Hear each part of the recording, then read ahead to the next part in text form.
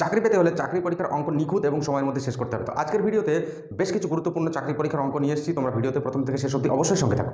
প্রথম অঙ্কটি হলো 337 এই সংখ্যাটির একক স্থানীয় অঙ্ক কত হবে বলে চারটে অপশন দেওয়া আছে। ভালো করে একটু তোমরা খেয়াল রাখো কোন অপশনটা সঠিক উত্তর হবে সেটা আমাদের এখানে ঠিকঠাক নির্ণয় করতে হবে। তো যেহেতু একক স্থানে কি আছে 337 হোল টু দি পাওয়ার 337 এই সংখ্যাটির একক স্থানীয় অঙ্ক হলো 7। তাহলে এই যে সূচক আছে, ভালো করে খেয়াল করো, নিয়ম দেওয়া আছে, সূচক আছে, সেই সূচকটাকে আমরা কি করব 4 দিয়ে ভাগ করব। 337কে আমরা কি করব 4 দিয়ে জাস্ট ডিভাইড করে দেবো। তাহলে 4 8 কে 32, 1 7 4 4 16। তাহলে এখানে ভাগশেষ কত থাকলো 1। তাহলে ভাগশেষ যেহেতু 1, তাহলে একক স্থানীয় অঙ্ক হবে এই যে সংখ্যাটির, অর্থাৎ যে সংখ্যাটি দেওয়া ছিল সেই সংখ্যাটির যে তোমার বেস, সেই বেসের যে একক স্থানীয় অঙ্ক 7, সেই 7-এর পাওয়ার যে ভাগশেষ অর্থাৎ 7 টু দি পাওয়ার 1 মানে 7। তাহলে 7 হলো এই সংখ্যাটির বা ওই সংখ্যাটির একক স্থানীয় অঙ্ক। সেটা কোন অপশনের সঙ্গে মিলল? Option C. তাহলে অপশন সি হলো এই প্রশ্নটির সঠিক উত্তর। তারপরের অঙ্কটি হলো 194 to the power 102 plus 294 to the power 103 এই সংখ্যাটির একক স্থানীয় অঙ্ক কত হবে? ঠিক আছে, চারটে অপশন দেওয়া আছে, তোমরা একটু ভালো করে খেয়াল করো। তো এখানে যে রুলসটা হচ্ছে সেটা পাশে দেওয়া আছে, খেয়াল করো। যদি যদি বেস বা ভূমির যে একক স্থানীয় অঙ্ক 4 হয়, বেস বা ভূমির একক স্থানীয় অঙ্ক এখানেও 4 আছে, এখানেও 4 আছে, ঠিক আছে। তাহলে এক্ষেত্রে যে নিয়মটা দেওয়া আছে সেটা হলো যে সূচক জোড় হলে একক স্থানীয় অঙ্ক হবে 6 এবং সূচক বিজোড় হলে একক স্থানীয় অঙ্ক হবে 4। তাহলে এই ক্ষেত্রে আমরা দেখতে পাচ্ছি এর যে সূচক সেটা হচ্ছে একটি কি জোড় সংখ্যা, আর এটার যে সূচক সেটা হচ্ছে কি বিজোড় সংখ্যা। তাহলে যেহেতু এই 194 এর পাওয়ার হচ্ছে জোড়, তাহলে এক্ষেত্রে আমরা একক স্থানীয় অঙ্ক পাচ্ছি কত? একক স্থানীয় অঙ্ক পাবো 6। আর এক্ষেত্রে কত পাবো একক স্থানীয় অঙ্ক? যেহেতু পাওয়ার বিজোড় আছে, তাহলে এক্ষেত্রে একক স্থানীয় অঙ্ক পাবো 4। 6 এবং 4 যোগ হয়ে যাবে, যেহেতু এখানে যোগ চিহ্ন ছিল, জাস্ট যোগ হয়ে যাবে। 6 আর 4 যোগ করলে কত হচ্ছে? 10। ঠিক আছে, 10 হচ্ছে কিন্তু একটি 2 অঙ্ক বিশিষ্ট সংখ্যা, অর্থাৎ এর একক স্থানীয় অঙ্ক আছে এবং দশক স্থানীয় অঙ্ক আছে। তাহলে একক স্থানীয় অঙ্ক কত হচ্ছে? 0। তাহলে এই গোটা যে সংখ্যাটা দেওয়া ছিল প্রশ্নে, সেই সংখ্যাটির একক স্থানীয় অঙ্ক হবে 0। সেটা কোন অপশনের সঙ্গে মিলল? Option A. তাহলে অপশন এ হলো এই প্রশ্নটির সঠিক উত্তর। তারপরের অঙ্কটি হলো 222 টু দি পাওয়ার 222 এই সংখ্যাটির একক স্থানীয় অঙ্ক কত হবে সেটা আমাদের নির্ণয় করতে হবে। চারটে অপশন দেওয়া আছে, তোমরা একটু ভালো করে খেয়াল করো।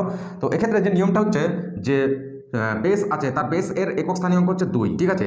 এখন পাওয়ারের যে পাওয়ার, তাকে আমরা 4 দিয়ে ভাগ করে নেব। তাহলে পাওয়ারকে আমরা 4 দিয়ে ভাগ করলে কি পাচ্ছি? খেয়াল করো, 4 দিয়ে ভাগ করলে হচ্ছে তোমার 4 5 20, এখানে 2 থাকলো 2, আবার 4 5 20, 2 থাকলো অবশিষ্ট বা ভাগশেষ, ঠিক আছে।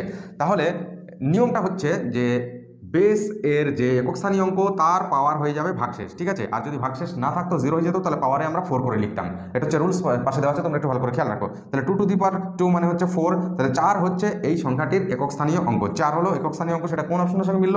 Option B. তাহলে অপশন বি হচ্ছে এই প্রশ্নের সঠিক উত্তর। তারপরে প্রশ্নটি কি আছে ভালো করে একটু খেয়াল রাখো তোমরা। 3 to the power 3 whole to the power 4n plus 2 এই সংখ্যাটির একক স্থানীয় অঙ্ক কত হবে সেটা আমাদের নির্ণয় করতে হবে। যেখানে n হচ্ছে কি একটি স্বাভাবিক সংখ্যার সেট বা অখণ্ড সংখ্যার সেট, ঠিক আছে। তো n যেহেতু স্বাভাবিক সংখ্যার সেট, তাহলে n এর মান কি হবে? n এর মান হচ্ছে তোমার 1 2 3 এটসেট্রা এরকম করে চলবে, অর্থাৎ n ভগ্নাংশ নয়, ঠিক আছে। আর এই যে সংখ্যাটা আমরা হিসাব করে লিখতে পারছি 3 টু দি পাওয়ার 3 4 12 হয়ে যাবে, 12n প্লাস 2, ঠিক আছে। এখন 12 যেহেতু 4 দ্বারা বিভাজ্য, 12 কি 4 দিয়ে কমপ্লিটলি ডিভিজিবল, ঠিক আছে। তো 12 যেহেতু 4 দ্বারা বিভাজ্য, তাহলে 12nও কিন্তু 4 দ্বারা সম্পূর্ণরূপে বিভাজিত হয়ে যাবে, অর্থাৎ কোনো ভাগশেষ থাকবে না। তাহলে ভাগশেষ যদি না থাকে, তাহলে আমরা একক স্থানীয় অঙ্ক কি পাবো? তাহলে একক স্থানীয় অঙ্ক পাবো 3 টু দি পাওয়ার 4 এর যে একক স্থানীয় অঙ্ক হবে, ঠিক আছে। 3 টু দি পাওয়ার 4 সমান কত হচ্ছে?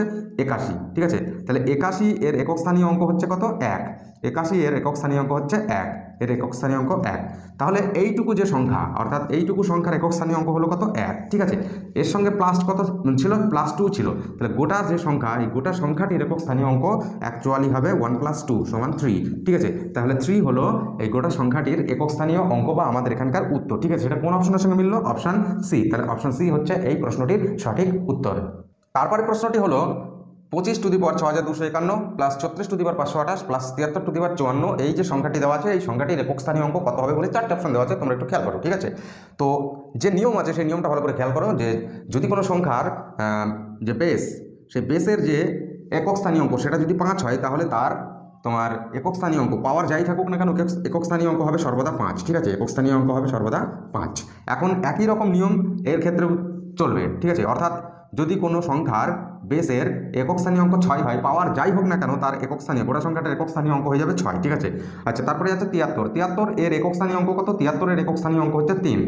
তাহলে 3 যেহেতু একক স্থানীয় অঙ্ক, তাহলে তার যে সূচক, সেই সূচকটাকে আমরা 4 দিয়ে ডিভাইড করব, ঠিক আছে, 4 দিয়ে ভাগ করব। আচ্ছা, 4 13 52, ঠিক আছে, 52। তাহলে এখানে ভাগশেষ থাকলো 2। তাহলে এই 73/54 এই সংখ্যাটির একক স্থানীয় অঙ্ক আমরা কি করব? 3/2 করে বার করব। 3/2 মানে হচ্ছে 9, ঠিক আছে। তাহলে এই সংখ্যাটির একক স্থানীয় অঙ্ক হবে 9। এখন সংখ্যাগুলো কি ছিল? প্লাসে ছিল, তাহলে 5 + 6 + 9 হয়ে যাবে। আচ্ছা, 9 আর 6 15 আর 5 জাস্ট কি হচ্ছে? 20 হচ্ছে, 20, ঠিক আছে। 20 একটি 2 অঙ্ক বিশিষ্ট সংখ্যা, তাহলে 20 সংখ্যাটির একক স্থানীয় অঙ্ক হচ্ছে কত? 0। 20 সংখ্যাটির একক স্থানীয় অঙ্ক 0, তাহলে এই 0ই হলো এই সংখ্যাটির, অর্থাৎ আমাদের এখানকার অ্যান্সার, এই সংখ্যাটির একক স্থানীয় অঙ্ক। সেটা কোন অপশনের সঙ্গে মিললো? Option A. তাহলে অপশান এ হলো এই প্রশ্নটির সঠিক উত্তর। আশা করবো আজকের ভিডিওর প্রত্যেকটি অঙ্ক তোমরা খুব সহজে সকলে বুঝতে পেরেছো। যদি ভিডিওটি ভালো লেগে থাকে অবশ্যই লাইক করবে, শেয়ার করবে এবং চ্যানেলটিকে অবশ্যই সাবস্ক্রাইব করবে। দেখা হবে পরের ভিডিওতে। সকলে খুব ভালো থাকবে, ধন্যবাদ।